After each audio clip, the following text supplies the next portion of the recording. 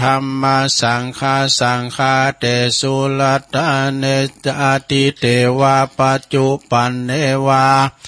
อวิวายาติวาลาโหวากายเยนาวาวาจายาวามนัสสาวาปะมะตังวา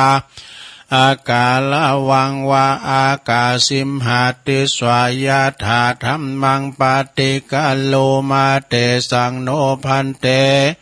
ปุตตติลัตตันนัปตยังอนุกัมปังอุปาทายาอาจายังอาจายาโตปฏิกันหาตุคัมมันตุสัพพังโตสังอายาติงสังวัลลิสัมมานะปุณเนวังกัลลิสามาสันจิจาโตสังอาสันจิจาโตสังสัพพังโตสังขมันตุโนเอาแล้ว จบไปอย่างนั้นแล้วลงเอ้ยเอาต่อไปเขาก็จะได้ซูมาเข้าพิขาหารเนื้อว่าพร้อมกันไปเลยนะมาเมตุปาบุภาลาจาตาเนโอตานาปิกาหาลาตาเนสหปาลิวาลาตาเนวัลลาตาคินาเย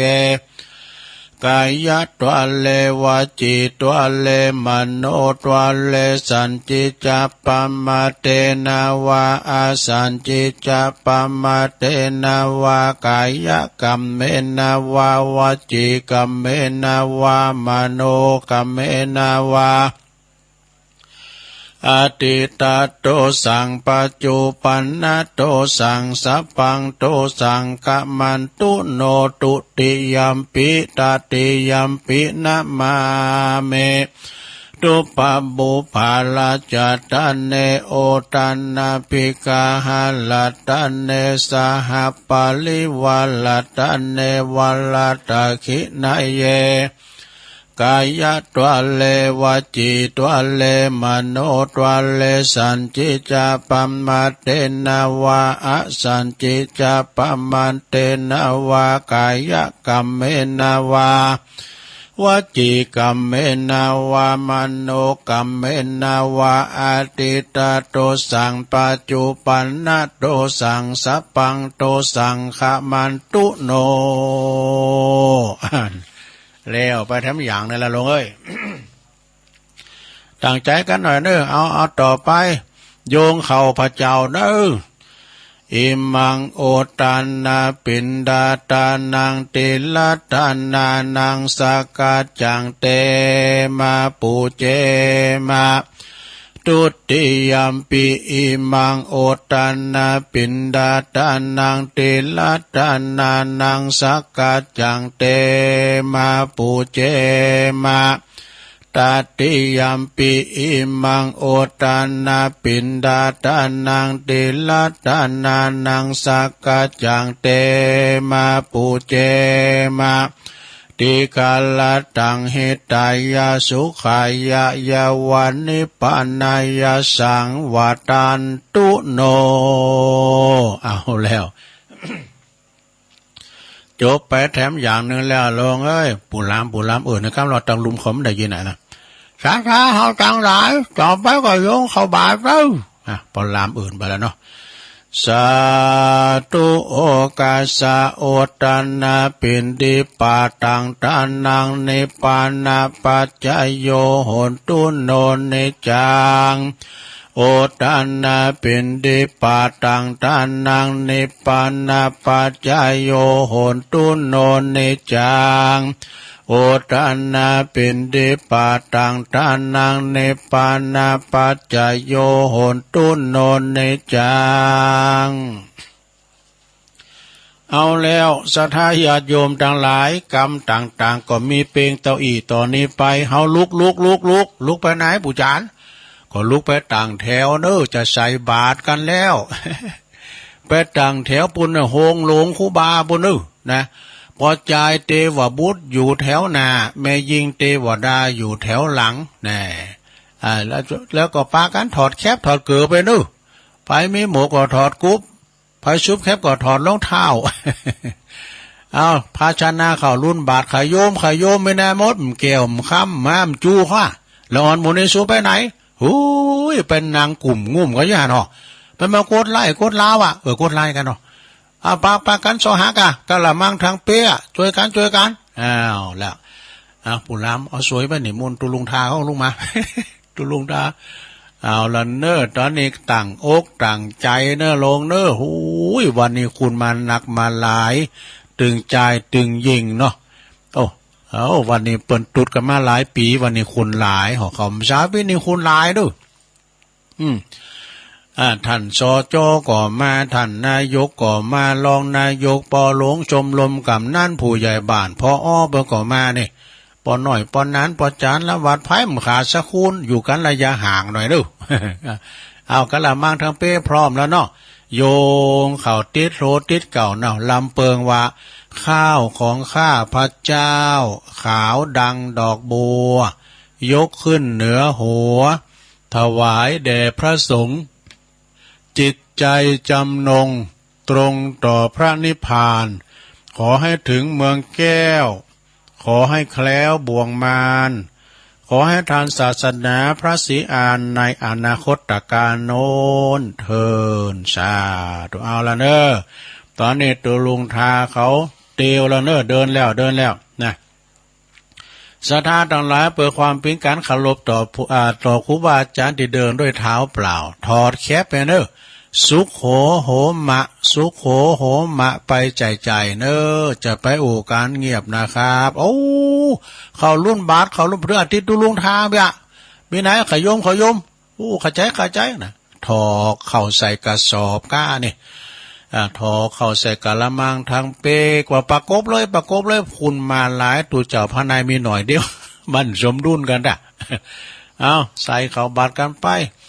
เตียวไปจนสุดปลายนะโอ้ไข่นักใต้ไปเนอนักตั้งหัวหน่อยเนอตั้งใต้ในลูกหลาโคหอมาดูโอ้ไปบาท2 บาทก็ติ้มบาทแล้วอ้าวไผที่เขาติ้มไว้ก่อนล่างที่ก๊อกหางก็ได้ริมกินได้ก็ได้เป็นยังเนอ เอามาทางในจะไปนางพิตีนะกันนางพิตีมันสลุงมันปัดกันนะสะท่าเนาะเอานางตีไหนตีหันเนอปีหลายน้องนักวันนี้เขาจะได้เริ่มเนอจะได้เริ่มทำพิธีแล้วสงบกันเนอระงับหับปากเนอต่อไปน้อมจิตน้อมใจเบญนามาตั้งพระประธานในวิหารศาลาพี่เนอ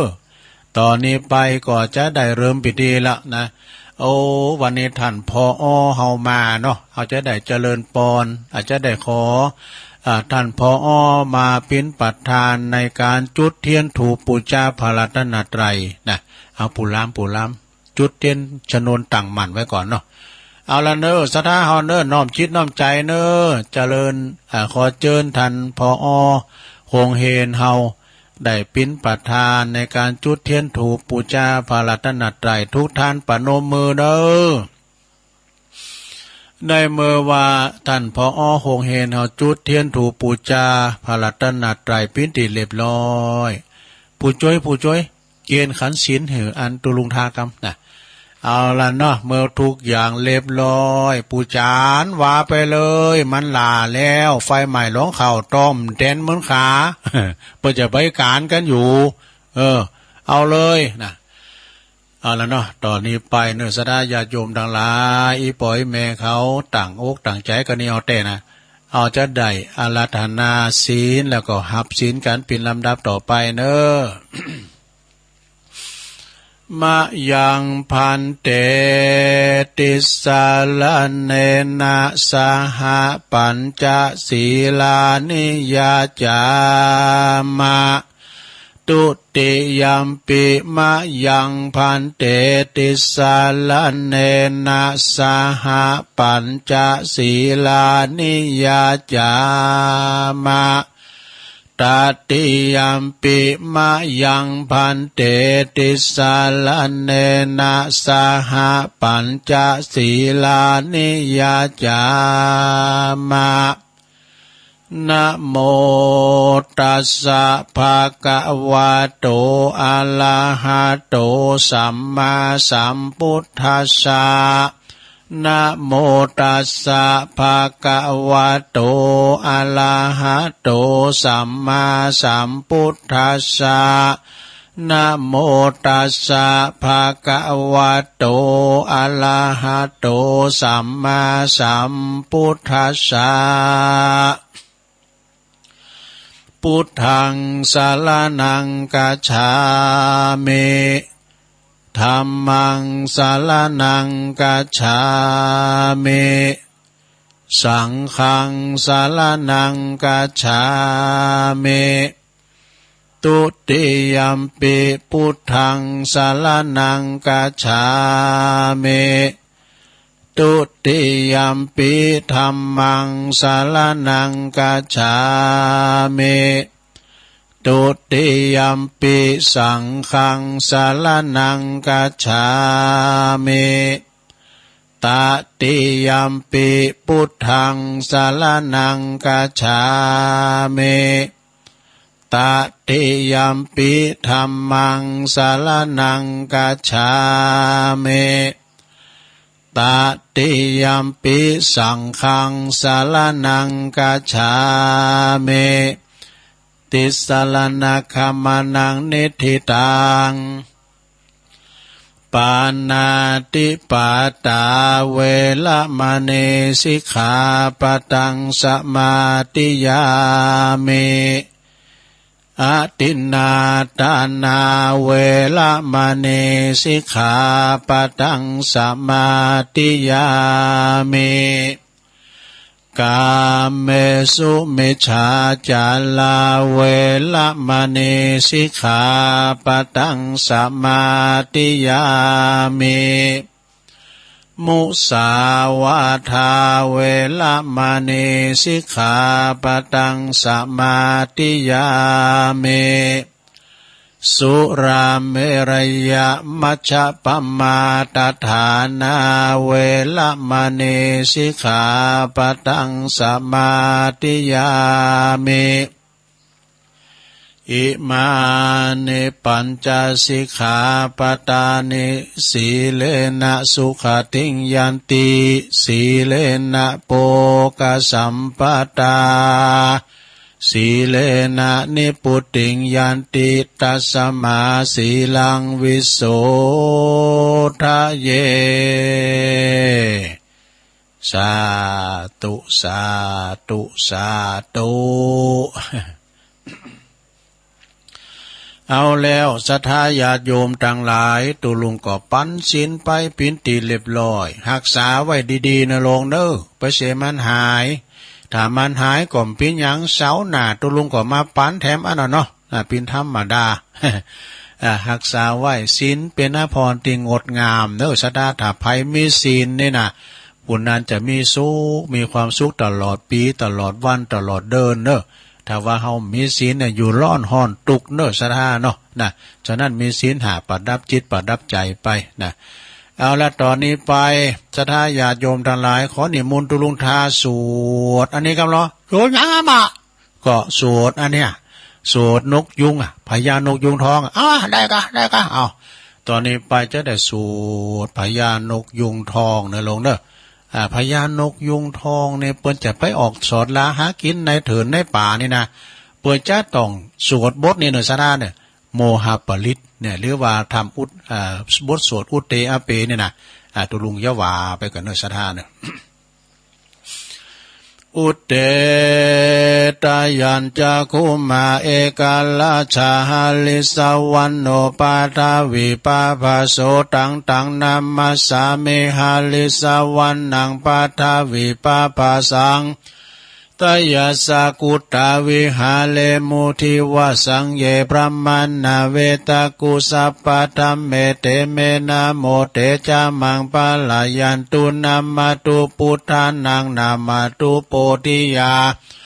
นะโมวิมุตตานังนะโมวิมุตติยาอิมังโสปาริตังกัตวะโมโลจาลติเอสนา อเปตยัญจคุมาเอกาลาชาหาลิสวันโนปัทวิปาปาโสตังนามัสสามิหาลิสวันนังปัทวิปาปาสัง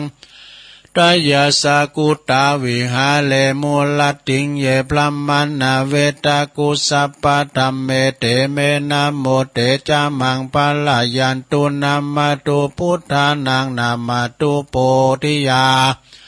นะโมวิมุตตานังนะโมวิมุตติยาอิมังโสปาริตังกัตถวโมโลวาสัมมากัปปะอิติโมลปาลิตังเอาแล้ว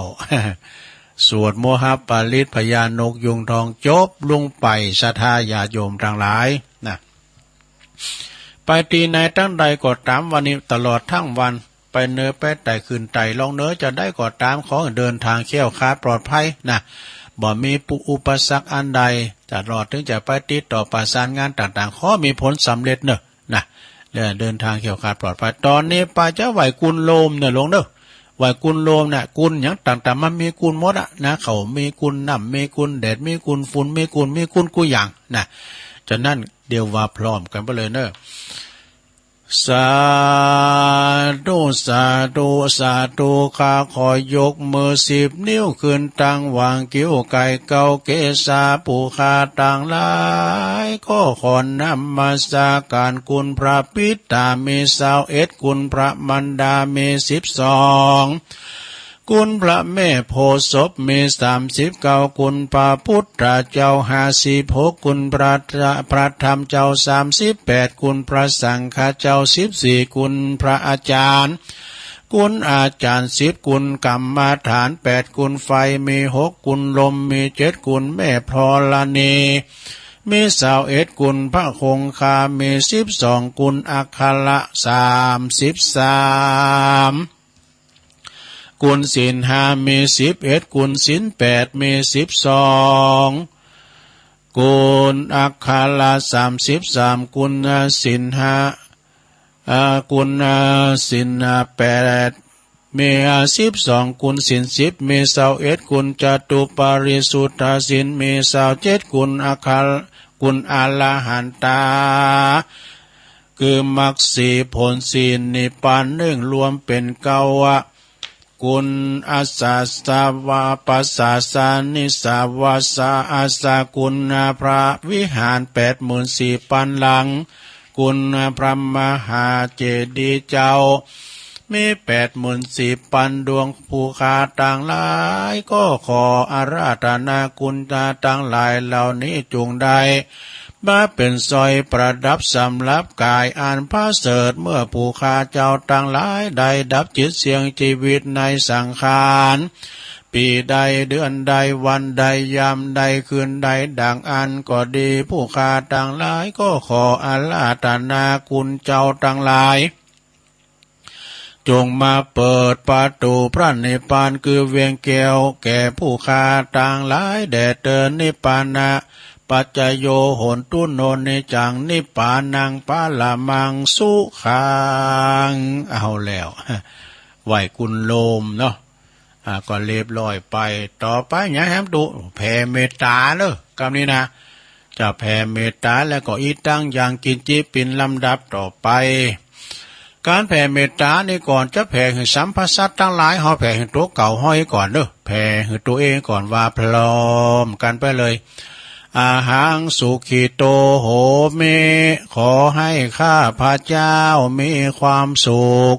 นิทุกโขโหเมปราศจากความทุกข์อเวโรโหเมปราศจากเวรอภยาปโชโหเมปราศจากอุปสรรคอันตรายทั้งปวงอานิโคโหเมปราศจากความทุกข์กายทุกข์ใจสุขีอัตตานังปริหาราเมมีความสุขกายสุขใจรักษาตนให้พ้นจากทุกภัยทั้งสิ้นเถิดนี่ อันนี้เป็นแผ่เมตตานะเป็นแผ่เมตตาให้ตัวเองต่อไปแผ่เมตตาให้สัมภสัตทั้งหลายน้อยใหญ่เนอะนะว่าพร้อมกันไปเลย สัพเพสัตตาสัตว์ทั้งหลายที่เป็นเพื่อนทุกข์เกิดแก่เจ็บตายด้วยกันทั้งหมดทั้งสิ้นอเวราโหนตุจงเป็นสุขเป็นสุขเถิดอย่าได้มีเวรแก่กันและกันเลยอัพพยาปัชชาโหนตุจงเป็นสุขเป็นสุขเถิดอย่าได้เบียดเบียนซึ่งกันและกันเลยอนิคาโหนตุจงเป็นสุขเป็นสุขเถิดอย่าได้มีความทุกข์กายทุกข์ใจเลย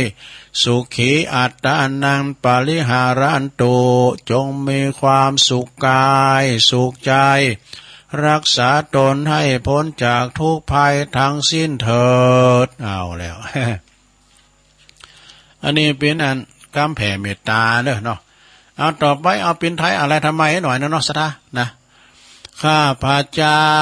ขอตั้งจิตอุทิศผลบุญกุศลนี้ไปให้ไพศาลถึงบิดามารดาครูอาจารย์ทั้งลูกหลานญาติมิตรสนิทกันคนเคยรักเคยชังแต่ครั้งไหนขอให้ได้ในกุศลผลของฉันทั้งเจ้ากรรมนายเวรเทพเทวันขอให้ท่านได้กุศลผลนี้เถิด เอาแล้วสถาญาโยมทั้งหลายนะการที่ว่าเฮาได้วากรรมต่างๆเนาะตั้งแต่โยงเข้าบาตรกรรมสังต่างๆทั้งหลายเนี่ยสถาญาโยมมันเป็นการที่ว่าย้อนความจำเฮาด้วยเนาะต่อไปเอาเป็นเมืองกรรมนะสถาเอาเป็นเมืองคือจะได้สวดแผ่เมตตาเนอะแบบปื้นเมืองเนอะอย่างกินจี้นะเอาเกมน้ำยาด้วยเนอะ ในอันนี้นะอิตังตานากัมมังเนปานาปัจจายโยโหนตุโนเนจังอิตังศีลากัมมังนิปปานาปัจจายโยโหนตุโนเนจังอิตังภาวนากัมมังนิปปานาปัจจายโยโหนตุโนเนจังยังกินจิกุสลังกาตาปังกัมมังสเปเหกาเตเหกาตังปุญญังโนอนุโมตันตุสุนันตุโพนโต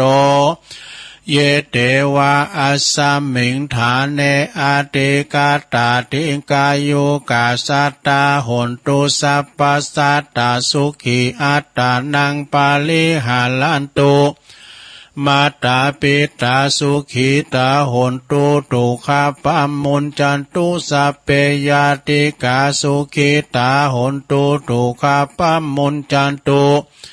สัพเพอัญญาติกาสุขิตาโหนตุตุขาปัมมุนจันตุสัพเพปิสาสัพเพยาขาสัพเพเปตาสุขิตาโหนตุ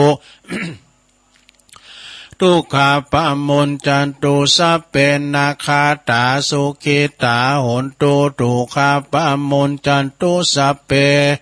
เทวาสุขิตาโหนตุตุกาปัมมุนจันตุสัพเพอาจาริยุปัจจายาสุขิตาโหนตุตุคับปัมมุนจันตุสัพพสัมปติโยชมิจฉันตุโวเอาแล้วว่าตัวเต้นเนี่ยหลงไข่โวยไปปู่จานเหรอไม่ว่าโวยต่อไปเราจะได้วันตาพระเจ้าหลวงโขงแก้วอารามถึงไม้สาลีมหาโพธิงหมดละนู้ วันตา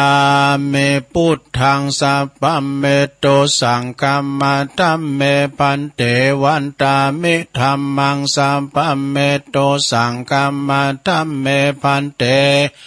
วันตาเมสังฆังสัพพังเมโตสังคัมมาธัมเมปันเตวันตาเมกาลูอุปจาจาริเยสัพพังเมโตสังคัมมาธัมเมปันเตวันตามิกัมมัฏฐานังสัพพังเมโตสังคัมมาธัมเมปันเตวันตามิอารัมเมปัตตาสิมายังสัพพังเมโตสังคัมมาธัมเมปันเต วันตามิเจติยังสัพพังสัมปัฏฐานเนสุมปะละเดนติตาสัลลิลาธาตุมหาโพธิงพุทธรูปังสักกะลังสัตตานาคโลเกเทวโลเกปรัมมาโตเกจมปูติเปลังกาติเปสัลลิลาธาตุโยเกสาธาตุโยอัลลาหันตาธาตุโยเจติยังกันตะกุติงจตุรสีติสาหัสเสตัมมะกันเตสัพเพตังปาตาเจติยังอาหังวันทาเมสัพพะโสอาวันตาลงจบไปแล้วต่อไปบินหน้ามาดังครูบาอาจารย์เมตุลุงทาปินเก้า เอาจะได้สูมากาละว่าครูบาอาจารย์เนอหมอพลุงเนอว่าวันตาหน่อยพร้อมกันไปเลยวันตาเมพันเตสาปังอัมปัลลาตังกัมมาธัมเมพันเตมายากาตังปุญญังสามินาอนุโมดิตาปังสามินากาตังปุญญังไมหังตาตาปังสาธุสาธุอนุโมทาเมจัตตาโลธรรมาวัฏันติอายุวันโนสุขังปะลังสาธุสาธุสาธุเอาแล้วศรัทธาญาติโยมทั้งหลายกิจกรรมต่างๆในวันเสาร์ก็จบลงไปเนาะทุกวันเสาร์เนอะเฮาก็มาหับศีลหับปอนกันอย่างเอี้ยนะตามที่เฮาได้ทำกันมาเนาะเอาอกเอาใจพอหลงแม่หลงติ๋มได้ไปวัดไปว่าโทนความจำเรียกว่าโทนกรรมต่างๆก็มันจะหอมจะหายจะลืมไปนะเนาะของบักกินหูเนาของบ้านเรามันหูลืมก็เป็นธรรมดาเนาะนะสวดมนต์ก็ตามเนาะที่เฮาไม่ได้ตองเนี่ยมันก็กรรมสวดคำโยกถาต่างๆก็แลนเข้าในตำรับตำราหมดเนาะฉะนั้นเราก็ต้องบน7 วันในก็เสาร์ในก็มาให้เตือหนึ่งเสาร์ในมาให้เตือหนึ่งเนาะเพื่อเป็นกิจกรรมประจำงานประจำคืนประจำรายการตุลุงเนาะก็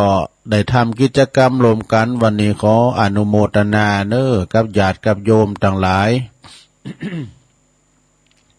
ที่ได้รวมกันทำกิจกรรมกันไปนะบุญกุศลพระรัตนตรัยพระเกี่ยวเจ้าทั้ง3ประการปกป้องคุ้มครองรักษาเด้อปอออกศรัทธาได้อยู่เย็นเป็นสุขมีอายุหมั่นขวัญยืนมีโจกมีใจปราศจากทุกโศกโรคภัยขอเจ็บไปหือมาไก่เนอขอไข่จะไปหือมากายมีพละกำลังสุขภาพแข็งแรงกันต่อไปก่อนที่ศรัทธาญาติโยมจะได้ฟังเทศน์ฟังธรรมวันนี้ก็ขออนุโมทนาเนอกับอันเจ้าภาพวันนี้ก็ว่านี่ก็มีอันนี้ต่างอันปหมอเลิน ปหมอเจริญพรหมมาแบนเปิ้นก็มาถวายทานเพลตุยเนาะแล้วก็มาทำบุญตุยเปิดอุทิศแผ่กุศลนาบุญไปหาจิตดวงวิญญาณของปหลงเมฆนี่วะแล้วก็ไม่หลงหม่อนนวลพรหมมาแบนเมื่อว่าปหลงเมฆเนี่ยเป็นปอเพิ่นนะเพิ่นเสียไปตั้งแต่ปี2540แล้วอายุเปิ้นตอนนั้นอายุได้82 ปีวะเปิ้นได้ลมหายใจจากไปแล้วก็หลงหม่อนนี่เป็นแม่นี่เปิ้นเสียไปเมื่อ5 เมษายนดู5 เมษายนก็65นี่นะ ในขณะที่หลงหม่อนโน้นสีนั่นก็อายุ104 ปีโยมเด้อกับ3 เดือนกับ5 วันวะ อุ้ยหม่อนโน้นนะตัวลุงก็ยังได้ไปหอมโคเพิ่นอยู่ยังเปิ้นเสียงบุญไปมัดมือเปิ้นอยู่นะไปแอวหาเปิ้นอยู่นะเปิ้นอยู่บ้านป่าเบาะกองงามนะตำบลแม่แรงเนี่ยนะป่าสร้างวันนี้ก็จะติดน้ำติดธรรม ตั้งปีนานเลินหรือว่าปีนานดิบนี่นะพร้อมกับญาติพี่น้องทุกคนเนาะต่างอกต่างใจที่จะได้อุทิศแผ่กุศลบุญไปหาพ่อหาแม่กันต่อไปนะแล้ววันนี้ดูลุงน้อมนำเอาพระธรรมเทศนาเรื่องความไม่ประมาทเนาะในต่างๆปมาโทมัจจุโนปทังนี่นะเป็นธรรมบรรยายเด้อเป็นธรรมบรรยายสำนวนโวหารสาธโวเนี่ยกะทำเป็นเรื่องทำเที่ยงแท้นี่นะสงวนลิขสิทธิ์โดยญาณสัมปันโนนะเป็นธรรมเก่าเด้อธรรมเก่าโบราณของอาจารย์สมเพชรปัญญาโนวัดบ้านไร่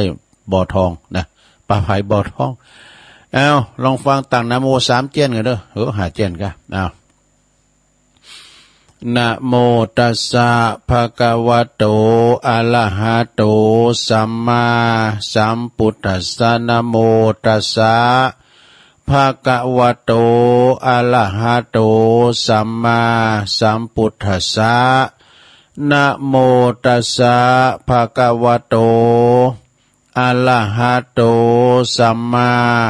สัมพุทธัสสะอัปปมาโทอมตังปะทังปมาโทมัจจุโนปะทังอัปปมัตตานะมิยันติเยปมัตตายะถามัตตาติณโอกาสบัดนี้ตนโตแห่งอาตมาภาพก็จักได้แสดงพระธรรมเทศนาในเรื่องธรรมเที่ยงแท้เปิดตอบสนองตามความประสงค์ขององค์ของอันตันเจ้าภาพเนาะพร้อมโดยญาติสนิทมิตรสหายแล้วก็พี่น้องบันไก่พร้อมใจกันมาสมัครสมานสามัคคีธรรมบำเพ็ญกุศลเปิดจักอุทิศแผ่กุศลบุญไปหาผู้วายชน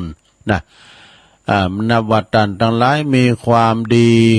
ความกตัญญูกตเวทิตาธรรมซึ่งนักปราชญ์ทรงสรรเสริญว่าเป็นคุณเป็นคุณดีหูคุณเป็นผู้ที่ไม่ประมาทในชีวิตดังนี้นะดำเนินความตามภาษิตเบื้องต้นว่าปมัตโทนะอปมัตโทอมัตตังปัตทังอย่างอีปินอาทิซึ่งเปิ้นแปลใจความว่าบุคคลใดบ่ประมาทก็เป็นหนทางแห่งความไม่ตายเนี่ยผู้ใดประมาทแล้วผู้นั้นเปรียบเสมือนคุณติดตายแล้วทางดังนี้นะคำว่าปมัตโทนั้นเป็นบาลีเป็นคำบาลีส่วนคำไทยนั้นก็ได้แก่ความไม่ประมาทว่าอันนะยกตัวอย่างความประมาทนั้นก็ได้แก่การที่คุณเฮาจะนั่งจะนอนจะยืนจะเตียวจะอยู่จะกินจะนึกจะคิดจะทำการทำงานอันยังก็แล้วแต่นะก็จะต้องมีสติคือความระลึกได้ไว้ก่อนเสมอว่าบัดนี้กับเฮากำลังทำหยังอยู่เนี่ยทำมันหยังอยู่ที่ไหนอยู่คนเดียวหรือว่าอยู่กับบุคคลอื่นโหพิจารณา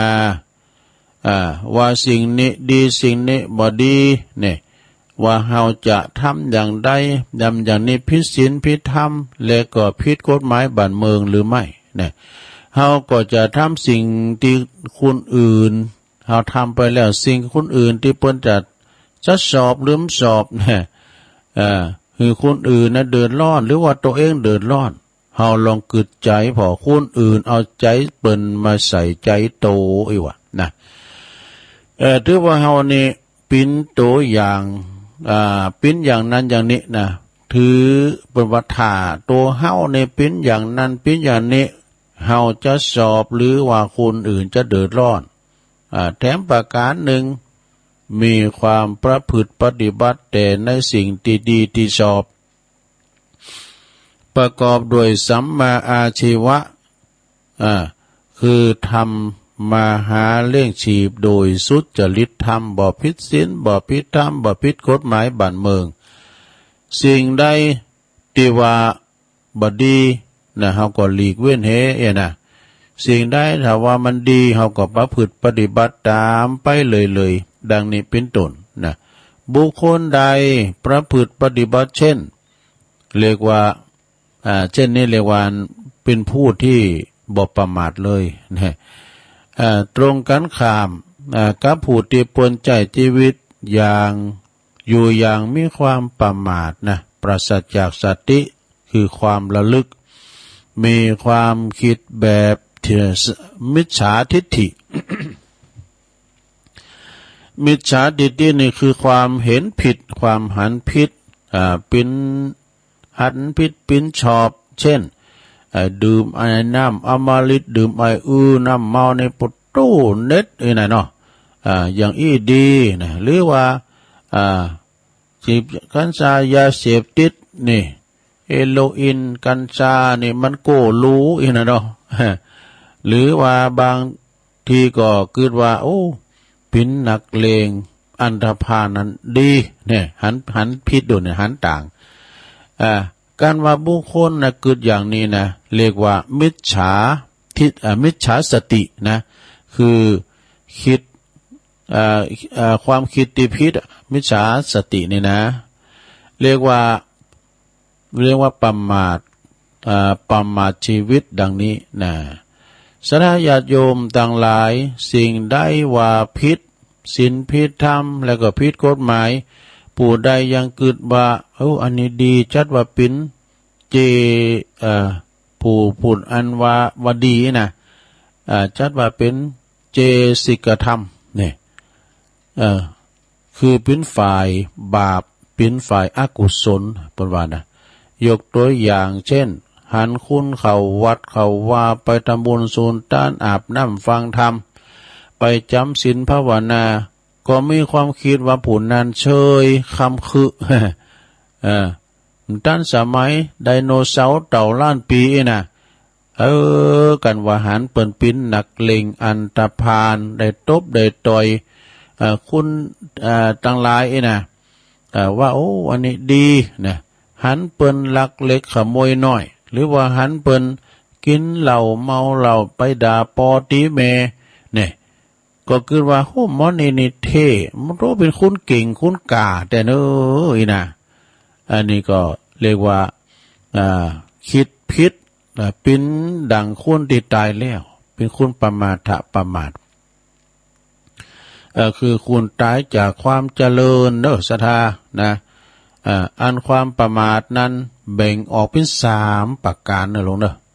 เป็น3ประการมีอย่างพองก็คือประมาทในวัยหนึ่งเนอะประมาทในชีวิตหนึ่งประมาทในความบ่มีโรคภัยไข้เจ็บหนึ่งเนี่ยคนที่ประมาทในวัยนั้นก็มักจะเกิดว่าบัดเดี๋ยวนี้เขาก็ยังหนุ่มยังน้อยอยู่ยังเป็นหนุ่มเป็นสาวพุทธบัตรตายง่ายๆตัวเลยเนอะนี่นะปล่อยวันหน้าก่อนก็มีโอกาสก็มีเวลาโอกาสก่อยเข้าวัดเข้าว่าอาบน้ำฟังธรรมไปทำบุญรักษาศีลดังนี้อันนี้ถือว่าส่วนที่ประมาทในวัยเนาะส่วนประมาทในชีวิตนั้นก็คือมักจะเกิดว่าตนเองนี่ก็ยังมีเวลาและโอกาสมากหนักเนอะตอนนี้เฮาก็ยังกำลังวังชาดีอยู่นะยังแข็งแรงแดงแสงเหออยู่นะประกอบกับประเด็นนี้เฮาก็ยังขาดสนเรื่องกับเงินทองนี่นะปล่อยให้เฮามีเงินมีทองมากหนักก่อนนะก่อยเข้าไปทำบุญสุนทานวัดตึมหนีไปไหนนะก่อยไปอาบน้ำฟังธรรมดังนี้อันนี้ก็ถือว่าประมาทนะประมาทในชีวิตส่วนบางคนที่ประมาทในความที่มีโรคภัยไข้เจ็บชักตือนี่เหรอนะก็มักจะเกิดว่าบัดเดี๋ยวนี้ต้นโตแห่งเฮานี่ก็ยังอยู่สุขสบายบ่มีโรคาพยาธิอย่างอันใดบ่มีภัยอย่างซักกินข้าวลำกินน้ำลงหน้าแดงแสงเหอวันหน้าวันตามีเวลาโอกาสเนาะแถมมากหนักอยู่แถมประการหนึ่งนะ แต่ประการหนึ่งเฮานี่ก็ยังบ่พร้อมหรือการเงินการทองก็ยังบ่เหลือใจเหลือจ่ายเตออีน่ะวันหน้าวันตาถ้าหากว่ามีเงินมีทองแล้วก่อนนะมีเงินมีทองพองแล้วก่อนก็ก่อยจะไปเข้าวัดเข้าวาทำบุญสุนทานรักษาศีลเข้าวัดเข้าวาดังนี้อันนี้ก็ประมาททั้งอย่างหนึ่งนะสาญาติโยมเปิ้นเรียกว่าคุณประมาทมัวเมาในชีวิตพระท่านเปิ้นบอกว่าอนิจจาวัฏสังขาราอีน่ะเนาะสังขารทั้งหลายบัดเตงมันเนี่ยบัดเตงมันแน่นอนคุณเฮาเตียวดุ่มๆนะสาญาติโยมทั้งหลายอันว่ามักยุราชอันว่าความตายมันจ้องเฮาตลอดเวลานะไฟกำลังใหม่นะเพราะฉะนั้นน่ะลงไฟใหม่เฮือน่ะมันใหม่พับนะถึงวันเฮาก็โดนไฟใหม่นะแม่หลวงปอหลวงเขาอยู่บ้านอยู่จ้องก็ไฟใหม่มาพับเด้อตัวลุงนางอู่อยู่นี่ก็ไฟใหม่อยู่อ่ะ ไฟหยังโตไฟในตอนนี้ก็คือไฟเปธิไฟจัลลาไฟมรณะเนี่ยมันไก่เข้ามาเผามาเรื่อยๆนะมันจะถึงห้อมได้หัวมันใหม่มาผับนี่ บางคนก็มีโรคภัยไข้เจ็บอีน่ะเนาะมาเบียดเบียนนะก็ตายไปเสียก่อนบ่ได้ประกอบการทำคุณงามความดีเช่นว่าตายโดยภัยยะต่างๆก็เลยบ่ได้ทำคุณงามความดีสักกำซะทาบ่ได้สร้างบุญสร้างกุศลผลบุญเปิดจะได้ติดโตไปสู่ปรโลกไปหน้าบ่ได้เกมโตก่อนตายน่ะเนาะบ่มีป่าทายังมีข้าวห่อไปตัวกินในภพหน้าสักน้อยน่ะเปิ้นว่าสัตว์เฮาเนี่ยเฮาก็คือโลกหมู่สัตว์นั่นน่ะยอมปินไปตามกรรมยอมหลีกหนีความตายไปถึงบ่พ้นนะเปิ้นว่าคือกรรมเก่าเปิ้นว่าอันความตายชายนารีนั้นหนีไม่พ้นจะมีจนก็ต้องตายกลายเป็นผีถึงแสนรักก็ต้องร้างห่างทันทีไม่วันนี้ก็วันหน้าช้าหรือเร็ว เจ้าก็โวยเฮาไปงานศพเปิ้นเฮาไปตั้งความว่าโอ้วันนี้ถึงคิวเปิ้นแต่นี่นะวันนั้นตูลุงก็ไปลำเปิงไปจอยงานศพแม่ชีนะวัฒนาการทวงแม่ชีใหญ่เปิ้นไปตาวในห้องน้ำนะซะนะฟังเปิ้นเล่าคือฟังนี่เปิ้นพังตูเข้าไปเกินนะซะนะโอ้ไปหันเปิ้นหมดลมหายใจให้แล้วศรัทธานะอยู่ดีมีสุขเนอะเนี่ยสินเลิศกล้ามแสงก้าความดันความซังนี่ก็ระมัดระวังไปวังนะซะนะเนาะเตี้ยวดุมๆนะ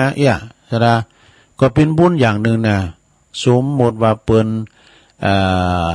สินเลิศฝอยเนี่ยจะตายผากซะนะเปิ้นเรียกว่าถ้าเกิดว่าติดต่างติดเต้งแล้วไผจะมาผอมาก่อยเป็นบุญอย่างนึงเด้อการเสี่ยงบุญแล้วก็แล้วไปนะไปสู่สวรรค์แล้วนะก็เป็นดีไปนะบ่เจ็บบ่ปวดแต่ว่าไผมันหันจิตหันใจอิ่มได้เนาะโอ้ยอย่างทุกมันเนี่ยมันก็อยู่คนเดียวกันหมดเนี่ยตุลุงเขานี่ก็ผ่านเหมือนกันเด้อไผจะมาผอมาก่อยเฮานะศรัทธาญาติโยมทั้งหลายบุญไผบุญมันได้บอกว่าคุณอยากจนก็ดีนะบอกว่าจะเป็นคุณลำคุณรวยมหาเศรษฐีผู้ดีเศรษฐีผู้ดีไพร่บอกว่าจะเป็นเจ้าฟ้ามหากษัตริย์คุณกวาดถนนก็ยอมจะต้องตายกันทุกรูปทุกนามนะทุกเจ้าก็ตายพันเนนก็ตายมรณภาพทุกเจ้าไม่มีวันตายนะทุกเจ้าไม่มีวันตายเปิ้นให้เรียกว่ามรณภาพนี่มันจะว่าเป็นอมตะนะมรณภาพนะการเจ็บป่วยกับว่าอาพาธเนี่ยแต่ว่าจะต้องตายเลี้ยวหรือตายจ้าเต่าอันนี่ซะนะแต่ใจโว้ยเนี่ยหำโหนี่จะตายเมื่อใดก็บ่โหเพราะวันเกิดเฮาฮู้ได้แต่ว่าวันตายไผไปฮู้ได้นะบางคนนั้นอยู่กับลูกกับเมลูกกับลูกหักเมแปงอยู่แท้ๆนะกินข้าวแรงแล้วยังอู่กันอยู่โต้อู่กันโนโซกันมงหยอกเย้ากันลิ่นลุกมาเมื่อเจ้าสามีกากระด่างไปเสียแล้วนะลุ่มหายตายจากกันนะเพิ่นถ้าจะรับจ้าถ้ารับในประวันไหลนะไหลตายทางภาษาอีสานนะทางภาษาแปลว่า เป็นว่าอย่างก็นี่ ว่าหัวใจล้มเหลวนะแต่บางคนนั้นก็หันหน้าหันตาเมื่อเจ้ากลางวีกลางวันตายไปก็มีสระอันนี้แหละคือความไม่แน่นอนความไม่เที่ยงแท้แน่นอนนะญาติโยมทั้งหลายอันความตายนี่เป็นว่ามันมีอยู่ทุกหนทุกแห่งมีกุฏิกุฏางนะแล้วยังเฮายังมีเวลาแล้วยังบ่มีเวลาวันยามแล้วก็เอานอนบ่ได้นะไม่มีนิมิตไม่มีเครื่องหมายอันความตายนี้ยิ่งในสมัยนี้ประวัติตายกันง่ายๆวะนะบางทีในอู่กันอยู่เต้ๆก็ในรถในลาก็ตายอีกก็มีอยู่ในบ้านก็ดีก็ตายก็มีนะบางคนนั้นก็ไปสอดส่องคืนเหี้ยวลิงจ้อยดอยผาจันตกลุ่มมาตายตกดอยก็มีนะบางพองก็ขึ้นต้นไม้ตายก็มีถูกเพิ่นนำไปฆ่าก็มีบางพองก็ตายโดยโรคภัยไข้เจ็บต่างๆนะบางพองก็กับรถกับลานี่แต่มันเสนามันทั้งหมดพญามัจจุราชนี่เสนามันหลายเนอะเสนาเนี่ยก็คือรถนี่ก็คือเสนาพญามัจจุราชนะบางคนก็เอาไปสั่นแหลบก้นะรถไฟฟ้าเนี่ยก็มันเนี่ยเหมือนกันน่ะพิเศษนะพยายามเอาลองเขาไปโดนดูดหรอโดนดูดไฟนะมันได้ดูดไฟนะไฟดูดหรอกก็ยอมจะต้องตายเหมือนกันนี่สดาเสนาพยายามมักยุราชมันหลายนะบางพองก็ไปประสบอุบัติเหตุหลายอย่างหลายอันตายไปโดยเพศภัยไข้เจ็บนะอันความตายมันมีเหมือนกันกูหนกูแห่งเด้อสถาญาโยมทวาอารัมพบุตรไปแล้วนี่มีหนักเราหือบ่เสียงใด แต่คนติดตายไปแล้วไปประสบอุบัติเหตุส่วนมาก็เกิดจากหยังความประมาทความประมาทนั่นเองขาดสติสัมปชัญญะความระลึกนึกคิดเป็นส่วนใหญ่ลืมกึดใจไปนะนี่แหละศรัทธาญาติโยมทั้งหลายคนเฮามนุษย์เกิดตายชีวิตวางวายเหมือนกันตัวหนาอยากดีมีจนคนในโลกหล่าป้อยลับตาไปผิวเต็มที่เขาก็เอาไม้งิ้วมาแปลงตูบน้อยตาลตึงนะเป็นแปลงงานเฮินหน่อยตาลหือหายนะคนเฮาเนี่ยนอกจากความประมาทที่กล่าวแล้วเนี่ยก็ยังเพิ่มความประมาทไปแถมนะเพิ่มไปเพิ่มอย่างไรนั่นก็คือลิ้นเอาน้ำเอามาลิดมานะหายไปตัวนะปวดมันคือขากะมันถึงกลัวตายอันนี้บทโตก็มันแปลงหน้าตาปังบทโตอินคอมันไหลหลุดเลย ระวังเนอะ เวลาว่ามันเดี๋ยวบทโตมาเป็นเศร้ามันกลัวแหละ มันใจถึงอย่างเมื่อกี้แล้วมันใจถึงนะบางคนก็เลิศนกเขาสิงอย่างตุลุงวานะถ้าเด็กก็เป็นเลิศนกกาแก่ก็ข้างคืนหงนะรับร้อนนกกาแก่มันได้ดูของกู นกกาแก่มันขังแล้วเป็นนกจอกฮะเหมาะเนี่ยเลิศนกจอกเขาสิงว่าคืนหงดื่มรับร้อนพวกคนถามว่ามึงเนี่ยหูเรื่องสักอย่างเนี่ยมันเป็นอย่างนั้นดูนั่นเป็นนิสัยนะหรือบางทีก็กินแล้วไปเสพกัญชายาเสพติดแถมสัมเพิ่มพลังถ้ามือเสียสตินะความระงับยับยั้งบัพพิจารณาก็เลยเป็นบ่เกิดแห่งความภัยพิบัติต่างๆนำมาซึ่งความหายนะคือทางสิบหายเนอะโยมเนอะกันว่าบ่ตายก็กลางเลืองบ่เปิ้นว่านะเป็นดังข่าวที่เฮาได้หันได้ฮู้กันอยู่เสมอนะกับรถกับลานี่แหละญาติโยมทั้งหลายความประมาทนี่พระท่านบอกว่าเป็นตั้งแห่งความตายนะผู้บ่ประมาทก็ได้ชื่อว่าเป็นผู้ที่ยังมีสติอยู่ยังไม่ตาย ยังไม่ตายคุณติโมเมาประมาทในชีวิตถึงโตบ่ตายตันก็เปรียบว่า ดังคนที่ตายแล้วทั้งเป็นนี่ประมาทนะสดาคือคุณตีบ่ได้สร้างคุณงามความดีอันยังสักอย่างแล้วก็ประโยชน์ยังกับตั้งบัตรตั้งจองส่วนร่วมยังสักอย่างวิยาวัจจะไม่บ่จอยค้นควายเปิ้นแปลงหยังเปิ้นทำหยังก็บ่ได้ไปจอยเปิ้นนี่นะเรียกว่าทำความประมาทหรือว่าคือแก่ส่วนร่วมสังคมแล้วก็ตนเองซ้ำหายไปกว่านั้นบางคนเพราะว่ายังประมาทนะยังประพฤติปฏิบัตินอกลีดนอกลอยนะเนาะทุจริตหยังต่างๆทุจริตหยังก่อความเดือดร้อนแก่วงสังคมส่วนรวมก่อเกิดความ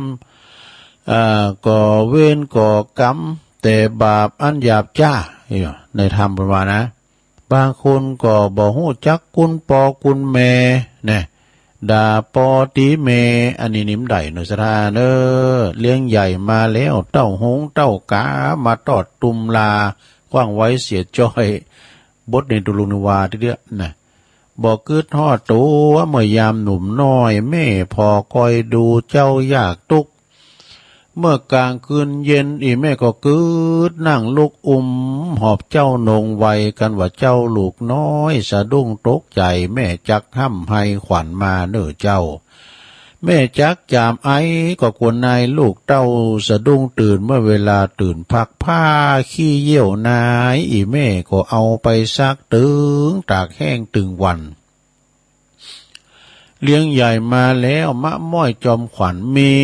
ใจมอยดำปากข้าวโศกายามเมื่อปามานแม่ก็ก้องหันหน้าหวังปึ้งบุญกุลยิ่งนักเลี้ยงใหญ่มาแล้วกลายเป็นเพศยักษ์บอกคืดทอดอันบุญคุณแม่ได้หอบเลี้ยงกำจูอุดหนุนแม่หวังเป็นกุลเมื่อยามแก่เท่าแน่อันนี้บทนี่มันกินใจนะลุงนะเนาะตุลุงว่าไปได้กัดอกวางจิตวางใจว่าแม่จะได้ว่าเวลาเฒ่าสะเลแก่สะลาเขาจะมาผอมาคอยก้านะลิ้นซ้อเงือกทำแล้วปล่อยคือปอคือแม่ปากมองต้องแหงนี่เปิ้นว่าคอนมีเฮ็ดนะลงเด้อจะตั้งเงินเดือนก็เก็บไว้พองเก็บไว้เอาสะสมไว้พองนะคอนมีเฮ็ดพ่อแม่เล่งบ่ใหญ่ก็ก้องใหญ่ก็ควรที่ว่าจะได้มาผอป้ากอยพ่อแม่พองเน้อศรัทธาจะไปละพ่อแม่บางทีพ่อแม่ก็ส่งลูกส่งเต่าศึกษาหาเรียนเพื่อจะได้หือลูกเนี่ยเป็นคนดีอุตสาหาเบหาเงินทองจะกินก็บ่น่ากินนะเปิ้นว่านะจะใจก็บ่น่าใจส่งคือบ่อายบ่ลานั่นเอาเฮนศึกษาแต่หน่อยจะรับปริญญาแล้วไปโอดก็พี่น้องชาวบ้านโธ่มันค่ำนะลูกข้าเนี่ยมันเฮนเก่งนะได้0 หรือ 3ตัวเลยเฮนเก่งนะนะหาฮู้ไม่ว่าลูกซ้ำมันเลยเทมาซ้ำทำเฮนการเฮนบ่เอาไหนเลยวะเนี่ยบางคนก่อนนี้หงเฮนไปแอวเอาเงินปอเงินแม่ที่สหามาได้เนี่ยเอาไปไปจ่ายในสิ่งที่บ่ดีปอแม่ก็ไว้วางใจว่าลูกไปเฮนคือสูงต่างๆเนี่ยนะครูมาสอนถามว่าเด็กชายไสวัดทำไมไม่มาโรงเรียนผมไปช่วยปอเขาขึ้นลำไยไม่ผายจางคุณก็เมียถึงวันนี้ไปขึ้นลำไยถึงวันแล้วเนี่ยไปจุเปิ้นลงนะก็เรียนก็ส่วนเรียนทำเธอเรียนไม่ทันเขานะอุทัยอยู่ด้วยกูเดี๋ยวเธอเรียนอย่าไม่ทันเขานะเดี๋ยวเขาสอบนะไม่รู้นะเป็นยังไงผมก็ลอกแบบเขานี่ทุจริตแล้วเลยเนาะแบบนี้ก็เป็นความประมาทเหมือนกันประมาทในชีวิตนะการทำกันเห็นแต่บางคนนี่ก็บททมีหันคุณนะซะนะพยาปึ๊กขนาดแล้วบอลนี่นะโตมบอลนั่นนะแบ็คแคมเขาครับหมดเนี่ยมันหูจักหมดอะนักฟุตบอลนะนักเลงเป็นเรียกว่านักเลงฟุตบอลด้วยกันนะอันเนี้ยสดาญาโยมนะ เกิดมาหนึ่งจาเฮาอย่าไปประมาทเนอะพิจารณาอยู่เสมอว่าสิ่งได้ดีสิ่งบ่ได้ดีก็ควรละเว้นไว้นะศรัทธาญาติโยมทั้งหลายทำผู้นี้มันเต้นจบนั่นเรื่องจัดหลายดูแต่ว่าเวลาตุลุงมันจะบ่มีแล้ว จะได้เอวังเนี่ยนะศรัทธาเนาะเอาไว้เตือนหน้าก็มันเราสู่ทุกข์กันว่าก็ดูอย่างทำหลายอย่าตีกรรมดีๆทั้งนั้นนะกันเจ้าว่าไปในปุตโตหิมจบรายการพุ่นน่ะเด้อในที่สุดแห่งการแสดงพระธรรมเทศนาในอาตมาภาพก็ขออ้างอิงคุณงามคุณพระศรีรัตนตรัยอันมีคุณพระพุทธเจ้าพระธรรมเจ้าพระสังฆเจ้าทั้งหลายได้จงดลบันดาลให้ศรัทธาญาติโยมทั้งหลายประสบแต่ความสุขความเจริญเด้อคือมีอายุมันยืนยาวร้อยเศร้าขวบเข่าวาสามีวันณะนั้นแล้วก็มีผิวพรรณวันณะผ่องใสผ่องแผ้วดังพระจันทร์ปูนแล้วจากเมฆฝ่าสุขะนะก็ขอมีความสุขแก่กาทั้งใจแล้วก็กายพละเนาะพละก็ขอมีพละกำลังมากมายมากมายหลายทั้งภายในและภายนอกเด้อกำลังนะอยู่ดีมีสุขมีโจกมีใจไปมีโจกอยู่มีใจไปมีโจกผ่าแป้ข้าศึกศัตรูหมู่บ้านทั้งหลายนะได้เจริญไปโดยจตุรพิรพรใจอันมีอายุวันนะสุขภละนั่นจุงจักมีดังแสดงที่แจงพระธรรมเทศนามาก็พอสมควรแก่กาลเวลาก็ขอสมมุติยุติลงปรุงไว้เพียงเต่าอี้เอวังก็มีด้วยประการฉะนี้สาธุสาธุสาธุรับอะไรก็หลงรับละหูกันกะ ก็ขอขอบคุณทางปนานเจริญพรหมมาแบนกับสายญาติพี่น้องทุกท่านเด้อตีเปิ้นอยู่บ้านป่าเบาะก็งามนะทำบุญอุทิศบุญกุศลไปหาปอหลงเมฆแล้วก็แม่ลงโน่นพรหมมาแบนโตยเนาะเทวบุตรเทวดาขินของเปิ้นนะที่เปิ้นได้ลงรับขันไปเอาปอนเด้อเอาปอนถึงลงถึงหลายนะสัพพิติโยวิวัจจันตุสัพพะโลโกวินาศตุมาเตภวัตวันตรายโยสุขีติคายุโกภวะอภิวาตานาสีลิสานิจังวุตาปัจจายโนจัตตาโลธรรมาวัฏันติอายุวันโนสุขังปะลังสาธุ เอาจบลงไปแต่พระธรรมเทศนาก็จบลงไปตอนนี้ไปตุลุงก็จะใช้เวลาเลี้ยงนิดหน่อยประกาศข่าวสารงานบุญครูบาอาจารย์วันที่30ผูกแล้วเนสนาในวันนี้วันที่29นะเดี๋ยวตุลุงมาประกาศเนี้ย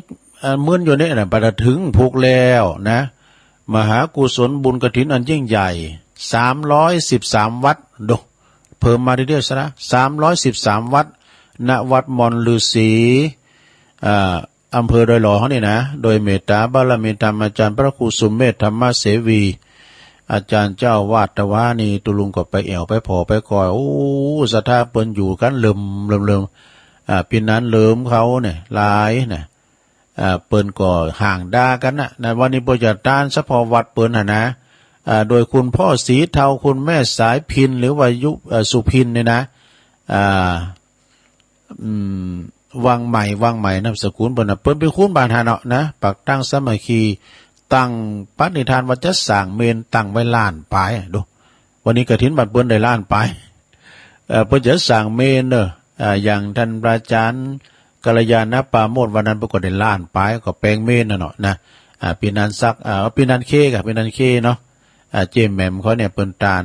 อันนี้ปอสีเท้าแม่สายเด้อแม่สายพินเป็นก็เป็นการพร้อมด้วยคณะสัทธากุหอหลังคาเฮินเปิ้นจัดต้านวันนี้เนที่วัดม่อนฤาษีเปิ้นสั่งเมนกันต่อไปแล้ววันพรุ่งนี้นะก็งานบุญกฐินมหาทาน313วัดนะที่วัดม่อนฤาษีก็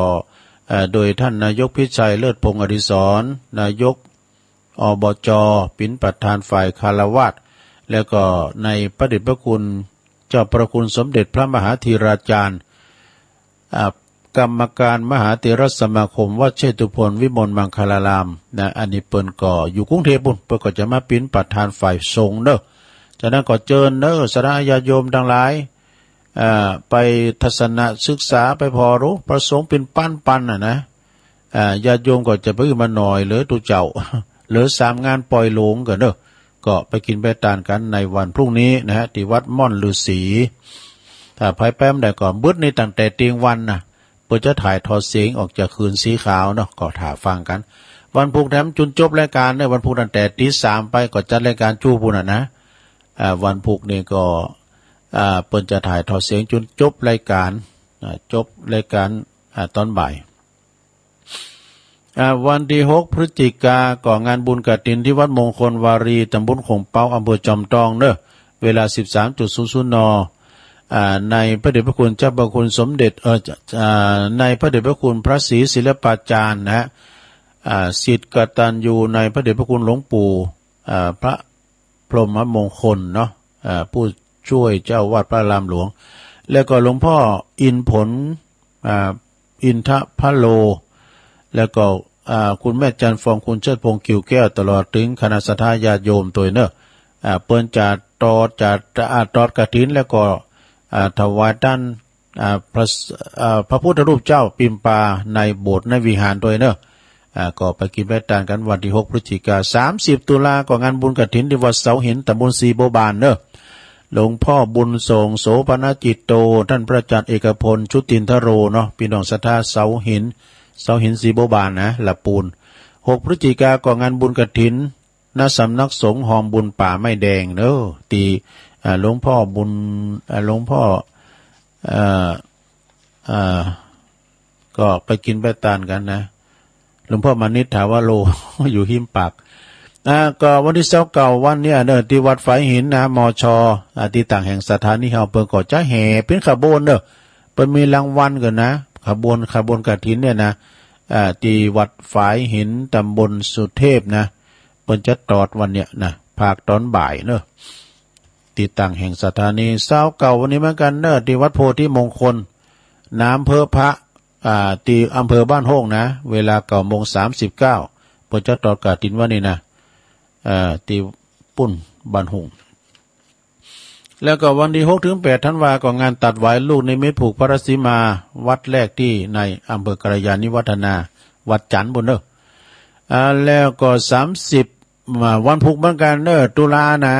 งานบุญกฐินสามัคคีณวัดป่ารกฟ้าตำบลหนองโยงอำเภอเวียงหนองล่องจังหวัดลำพูนเติมบุญหนุนบารมีสร้างมหากุศล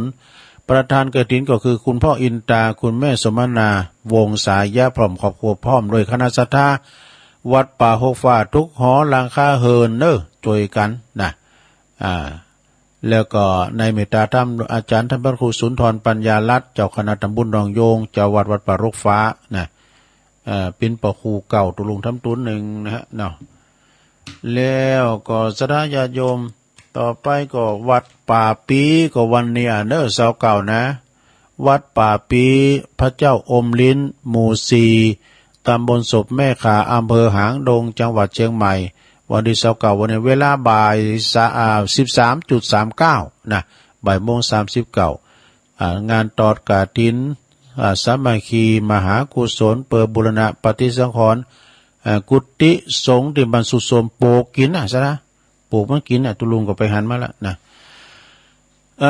แล้วก็วันที่23ทุกวันที่23ของเดือนในนวัดศาลาตำบลน้ำแพร่อำเภอหางดงเปิ้นก็จะมีการทำบุญทักษิณานุปทานอุทิศถวายแด่ครูบาเจ้าอินตากตปุญโญหลวงปู่พระครูพิพิธปุญญาภิรักษ์เปิ้นได้ละสังขารไปแล้วก็ในเมตตาบารมีธรรมอาจารย์หลวงพ่อท่านพระครูโชติสุวรรณสอนเปิ้นก็ทำทุกเดือนทุกวันที่23ของเดือนก็ไปรวมฟังเทศน์ฟังธรรมกันเมื่อค่ำยามคืนเอางานต่อไป6 พฤศจิกายนเหมือนกันงานบุญกฐินถอดณที่วัดดอยแดนตำบลเหล่ายาวในเมตตาธรรมอาจารย์พระอาจารย์สุทัศน์ท่านันชโยหลวงปู่สุทัศน์ซึ่งก็เป็นได้บูรณะสุ่มวิหารตั้งหลังด้วยโดยท่านประหลงศรีวังบางคมเนตรก็ดีประหลงบ้านเฮาตั้งปัจจุบันนี่ก็ดีหลายท่านที่มีส่วนเปิ้นรวมกันช่วยกันประดุลเขานี่ประสมคิดเขาตั้ง แม่จำปีเขาเนาะแล้วก็อาชีเขาเนี่ยปูนอันทุ่งปูแดง ก็ประธานกฐินปีนี้ก็คุณอัมพาพันธ์แก้วอิ่มเนอป้อมคณะนะตอดกฐินที่วัดดอยแดนวันที่6 พฤศจิกายน 6 พฤศจิกายนเหมือนกันเด้อวันเดียวกันก็คือการทำบุญตอดกฐินที่วัดพุทธศรีคีรีตำบลบ้านแปะอำเภอจอมทองเนอท่านอาจารย์วรรณชัยชัยยานันโทพี่น้องทางบ้านหอยละบ้านหอยโทกบ้านเกิดของอาจาร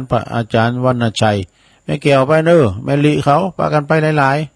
ๆ เพิ่นไปช่วยกันเนี่ยเพิ่นส่งไลน์มาโอ้เพิ่นไปช่วยกันไปกันแปลงปลำพำเต้นในวันที่6 พฤศจิกายนในเวลาตอนบ่าย 13.39 นะที่วัดพุทธศรีคีรีงานบุญกฐินต่อไปก็วันที่5 พฤศจิกายนณที่วัดคันธวาสทุ่งปุยในเมตตาบารมีธรรมอาจารย์ท่านพระครูสุคนบุญญากรเจ้าคณะตำบลสันติสุขเจ้าวาดวัดคันธวาสทุ่งปุยพร้อมด้วยคณะศรัทธาในเปิ้นก็จะเปิ้นจะเอาสมทบในการสร้างลานธรรมปฏิสถานสมณรูปเหมือนครูบาเจ้าทั้งสองคือครูบาอินโทแล้วก็ครูบาบุญปัญโยด้วยเนอะวันที่4นั้นเปิ้นจะแห่พระพุทธรูปเจ้ารูปเหมือนของครูบาน่ะทั้งสองนะวันที่4แห่รูปเหมือนครูบาวันที่5ก็จะมีการตอดกฐินโดยนะที่วัดทุ่งปุยแล้วก็วันที่7สดาพฤศจิกาก็เชิญรวมทำบุญงานบุญใหญ่เทศทองหล่อพระพุทธรูปณที่วัดป่าตาลวัดเหล่าป่าตาลนะวัดเหล่าป่าตาลอำเภอแม่แจ่มนะในเมตตาบารมีธรรมอาจารย์พระครูปลัดบ่อดินศีลสังวโรพระอาจารย์เบิ้มนะวันที่6นำบุญตอดกฐินวันที่7นั่นก็คืนสีขาวก็จะขึ้นไปกันวันห่างโน้วันที่7วันโกนพอดีวันที่8วันที่8นี่วันลอยกระทงเนาะเดินยีปิงแล้วก็ทำงานหนึ่งก็วันที่5 พฤศจิกายนอันนี้ก็งานบุญใหญ่นะวัดหนองเหียงตำบลสันติสุขอำเภอดอยหล่อนี่โดยเมตตาบารมีธรรมอาจารย์ท่านพระครูวรธรรมนาถเนี่ยวรธรรมนาถนี่ก็เปิ้นมาออกพุกนะวันพุกเปิ้นจะมาออกรายการวันติดเนอะเปิ้นจะมีงานวันที่5 พฤศจิกายนแล้วก็ทำบุญครบรอบอายุ60 ปีของเปิ้นตัวนะที่วัดหนองเหียงเนี่ยพากันไปนะโยมเนอะพากันไปถอดกฐินโดยนะแล้วก็งานต่อไปก็งานปล่อยโลงนะวัดสันเหมืองก่อนเนาะวันที่6เหมือนกันเนี่ยวัดสันเหมืองกฐินนะวัดสันเหมืองกับวัดพระอาจารย์เน้นหลักกับวัด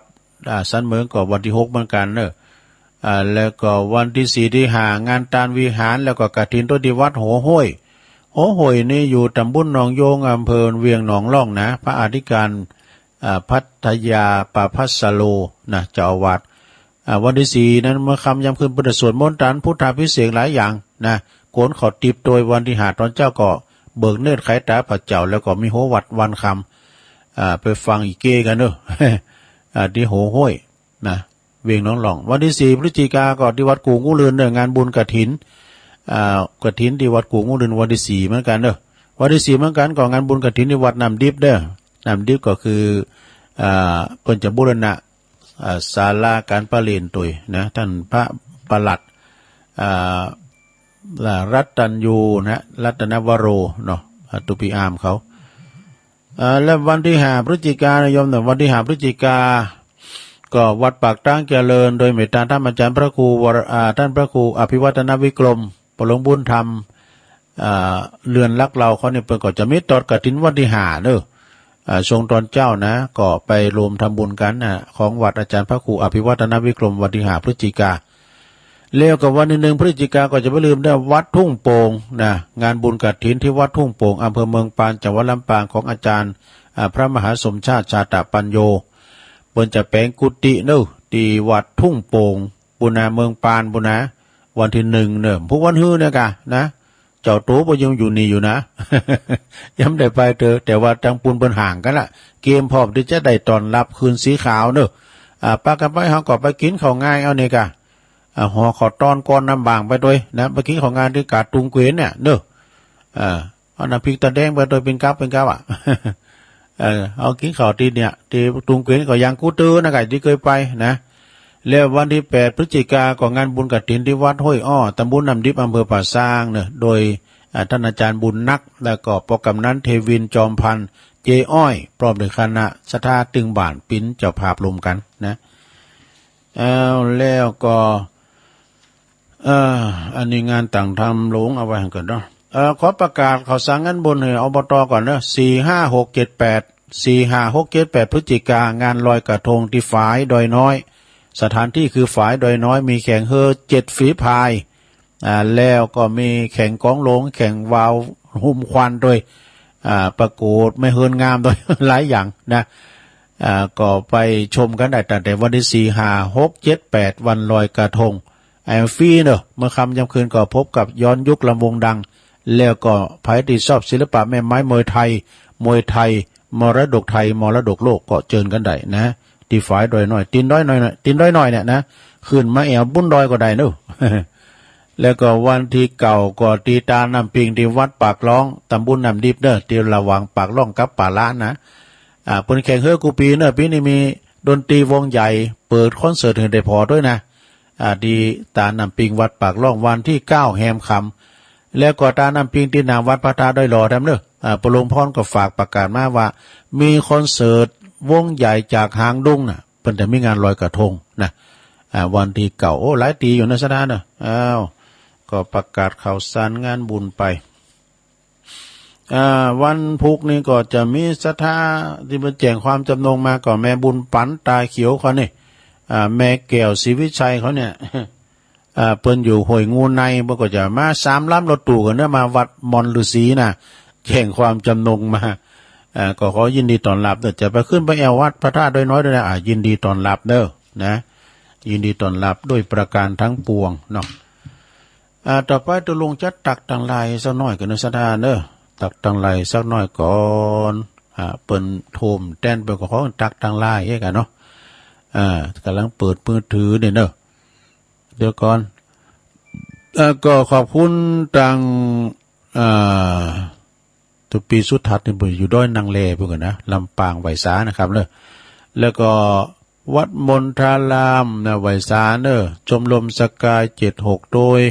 แม่จันเลือนใสวันนี้เนอะสตาเปิดจะเสศพอุ้ยหมอนท่านี่วันที่31เนอะ31เดือนเนี่ยนะเดือนตุลา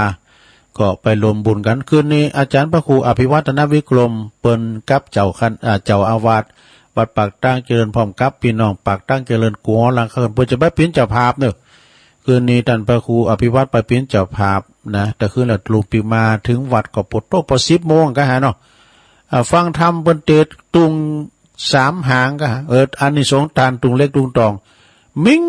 ไปเป็นก้าวมาประตูถ้าใครตกตัวเพราะขายหนาเพื่อกะไม่ใครรับซะนะมิ่งไปเป็นก้าวโหพุทธครูอยู่เฮิรนซบอยู่แล้วเนี่ยน่ะ คุณแม่กันดาศรีเนตรฟังจากหางดงชัดเจนดีนะแม่พันธาวันนะจากดอยสะเก็ดดอยสีป่าไม้แดงแม่จิรพันธ์โมป้อฟังเพลงกับมนดีนะกลุ่มเทพารักษ์เพื่อนพ้องน้องพี่ว2 ว8นวลนิชวชาติฟังอยู่เอานากรนะนิกรชัยน้อยน้องล่องหนึ่งก็ฟังอยู่ไม่หลงสายฝนจันกุลนะจากน้องผ่าเขาอุ้ยน้องด้วยเนอะแล้วก็ดอยน้อยพัฒนาหนองหานสันทรายนะแล้วก็แม่บุญยวงเนอะแม่น้อยบุญยวงหายเว่ยๆเนอะออกยาเว่ยๆเนอะแม่อุ้ยแม่บุญยวงแซ่พันนี่เปิ้นไปเจาะเดี๋ยวนี้สบายแล้วนะอยู่ที่มิสุพลจะได้ออกห้องยาสักวันเนาะแม่จีกันนิสัยยะเนอจากเวียงป่าเป้ายายไข่แก้วจากบ้านเส้งอำเภอตำบลบ้านแป้นอำเภอเมืองละปูนแม่จันสมตุ้ยแล้วก็พี่น้องโบกก้างสันกำแพงปลงมงคลมูลชีพจากหนองเงือกด้วยนะแล้วก็มีแม่หลงสุมาลังกาพินอันนี้เปิ้นอยู่ป่าหาเนอตำบล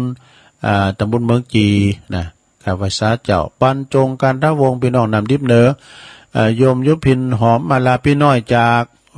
บ้านแม่โยกเนอะน่ะสลักกลางแล้วก็มีแม่ครูยาก็สอนว่าแม่ครูยาเข้าไปกับไปตาลเนอะตุลุงเขาได้ปันป้อนอยู่เปิ้นไปตาลอาหารเพนตัวยนะแล้วก็ลืมปีนั้นดิบปีนั้นเลื่อนไปจะมากับเฝ้าปีกมาปันป้อน มาปันป้อนปีนั้นก็มาตานเพลนะมาตานเพลที่วัดพระธาตุโดยหน่อยแล้วก็มียงยุทธมณีวันจันแสงเลี่ยมเนี่ยจันแสงเลี่ยมเจ้าที่การวิชาสุจินโนตุปิชาเดนเนอร์ปัตตานแม่แดงอัมพรจากเต้นดอกไม้โดยจอมตองแม่ชื่นใจไพรวันจากปางน้ำทุเวียงป่าป่าโอ้แม่โบลมมาปินตาจากหนองสมณะนะตักมาตังลายแม่ครูทองคำที่วงคำจากเสาหินสีโบบานแม่สุทัศน์ดีมูลเนี่ยจากหนองห้าน้ำบ่อหลวงแสนพรมกับแสนพรมทุกปีเอาละจบตอนนี้ไปก็จะได้เปิดสายเนอะสนาญาติโยมมากันหลายสายอันนี้นะทูลสมมาตรเดินตุลุงก็กดวางมันอ่านไล่บาเลี้ยวเนาะแม่บ่พักกะโอ้ก็ปล่อยมันเลี้ยวก็โทรมากะแม่บ่พัดกุลันเนาะลูกเด้อดีนะก็ตะเอียบคนว่าก็ตะเอียชัดเจนดีนะเนาะขอบคุณแม่บ่พัดเนี่ยตะเอียบคนนึกว่าเอียเจริญปอนเจ้าไหวซาเจ้าเอาเลยไม่น้อยกัดเลิกเจ้าก็มากินก้อนนั่นน้องสีมู15 นาทีมากินนะเจ้าพอละก่อนเตอะปีน้องตั้งหลายหมดท่าลาไปสู่ยังหลบหนาพอกำเกยแสงเต็มแยงโตขาได้ปักเอาพี่น้องผู้คนมันถึงเวลาของโตของตนขอลาผู้คนสู่ยังโลกลาขอหือยายจันบ่ต้องโศกาเลิดนองน้ำตาปิกมาบ่ได้แม่ไปดีแล้วบ่ต้องเสียใจอายุแม่ได้98 ปีสบายกันเน้ออยู่สุขีแม่จะไปดีสุขเจ้าลูกตั้งหลายอยู่จนเฒ่าลูกหลานตันเต่าได้เดินพันอยู่ดีมีสุขกูมือยามวันขอลาลูกหลานไปแล้วเด้อเจ้ากำยองวรรณกรรมเด้อเจ้ากำว่าปิกบ่ได้นะเจ้าน้องปิกมาบ่ได้ภาษาแรกแปลว่ากลับมาไม่ได้คำว่าปิกแปลว่ากลับนะเจ้าไหวสาเจ้าสายต่อไปเจริญปอนมาจะการเจ้าอยู่ยายพรร้องบัวแดงเจ้าชัดเจนเลยเนาะเจ้าเจน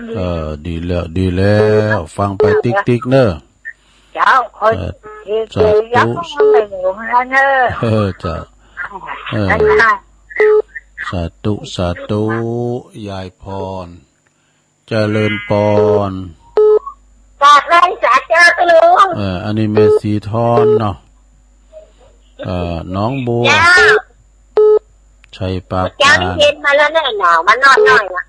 ฟุ้นให้ยั่งแล้วก็ฮะฟุ้นให้ยั่งแล้ว